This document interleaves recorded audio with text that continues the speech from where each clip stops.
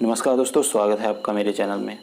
आज हम नेपाल के बारे में बात करेंगे और तिब्बत के जो निर्वासित पीएम हैं लोब्सांग सांगे, उन्होंने भी कुछ मैसेज दिया है नेपाल को, उसके बारे में भी हम बात करेंगे। और कैसे नेपाल के पीएम ओली साहब अपनी जनता को बेवकूफ़ बना रहे हैं वो भी हम जानेंगे। तो इसी तरह की वीडियोस देखने के लिए हमारे चैनल को सब्सक्राइब करें और हमें सपोर्ट करें। तो चलिए वीडियो को शुरू करते हैं। सबसे पहले तो ये जो नया विवादित मैप इन्होंने पास किया है इसको हम थोड़ा सा समझ लेते हैं। मैं यहाँ पे ये बात नहीं करूँगा कि ये डिस्प्यूटेड एरिया किसको बिलोंग करता है या किसको नहीं। आप ध्रुव राठी की वीडियो जाके देख सकते हैं, उन्होंने काफ़ी अच्छे से समझाया है। मैं यहाँ पे बात करूँगा कि नेपाल ने ये जो विवादित नक्शा है वो क्यों जारी किया और कैसे ओली साहब अपनी जनता को बेवकूफ़ बना रहे हैं। दरअसल नेपाल को भी पता है कि भारत के साथ जो उनकी बाउंड्री है वो नाम मात्र की बाउंड्री है, और जो ये लिपू लेक, काला पानी और लिम्पियाधुरा का इलाका जो ये क्लेम कर रहे हैं, यहाँ पर काफ़ी लंबे समय से भारत का कंट्रोल है। और भारत यहाँ पे एक रोड बना रहा है जो कि कैलाश मानसरोवर जाने वाले यात्रियों के लिए काफ़ी उपयोगी साबित होगा। पहले इनको सिक्किम से होकर जाना पड़ता था, लेकिन इस रोड के बनने के बाद सिर्फ 2 दिन का ट्रैक रह जाएगा कैलाश मानसरोवर के लिए।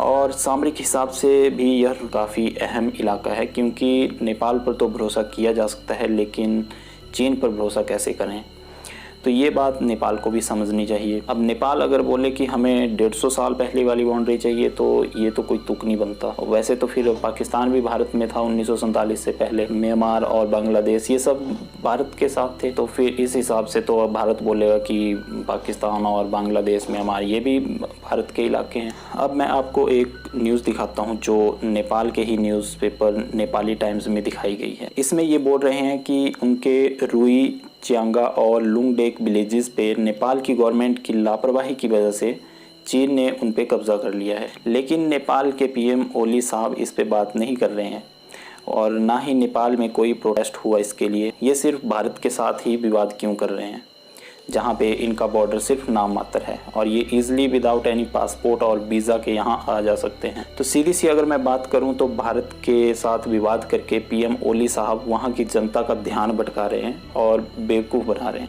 अभी हाल ही में तिब्बत के जो निर्वासित पीएम हैं लोब्सांग सांगे, उन्होंने वियोन को दिए इंटरव्यू में नेपाल को वार्न करते हुए कहा, वो मैं आपको यहाँ पे दिखा देता हूँ।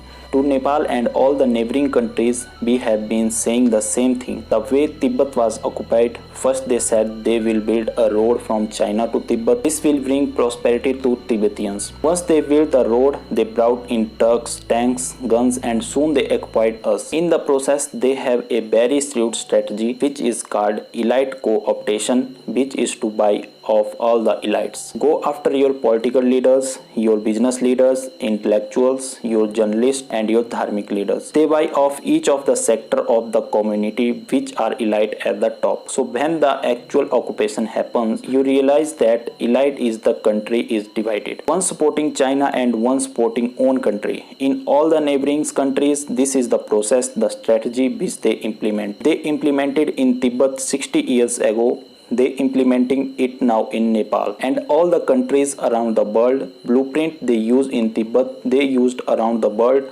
including in Nepal. This is taking place in Nepal, but happen to the Tibet can happen to India, Nepal, Bangladesh, Sri Lanka and the Maldives. Learn from us, be careful. अब वो यहाँ पे क्या कह रहे हैं? उनका कहना यही है कि चाइना की जो स्ट्रेटजी है वो हमेशा से पहले आपके देश के जो टॉप लीडर्स हैं उनको खरीदेंगे, और जब वो एक्चुअल जो ऑक्यूपेशन करने का जो टाइम आएगा उस टाइम आप देखेंगे कि आपकी कंट्री जो होगी वो डिवाइडेड होगी। कुछ आपकी कंट्रीज़ का तबका चाइना को सपोर्ट कर रहा होगा और कुछ आपकी अपनी कंट्री को सपोर्ट कर रहा होगा, और यही उन्होंने तिब्बत में भी किया था। अगर आप देखें तिब्बत पे चीन ने कैसे कब्जा किया। पहले चीन ने तिब्बत तक रोड्स बनाए ये कहकर कि दोनों देशों के बीच प्रॉस्पेरिटी बढ़ेगी, और उसके बाद उन्हीं रोड्स से वो अपने टैंक्स, ट्रक्स और सेना ले आए और तिब्बत पे अपना कब्जा कर लिया, और यही स्ट्रेटजी वो नेपाल में अपना रहा है। अगर नेपाल वक्त रहते नहीं संभला तो फिर जल्दी ही नेपाल भी हमें चीन के नक्शे में देखने को मिलेगा। कोई बड़ी बात नहीं है इसमें। तो नेपाल को ये चाहिए कि भारत से जो रोटी और बेटी का रिश्ता है उसको बनाए रखे, आपस में बात करके इस मतभेद को सुलझाए। तो वीडियो को देखने के लिए आपका बहुत बहुत धन्यवाद। जय हिंद।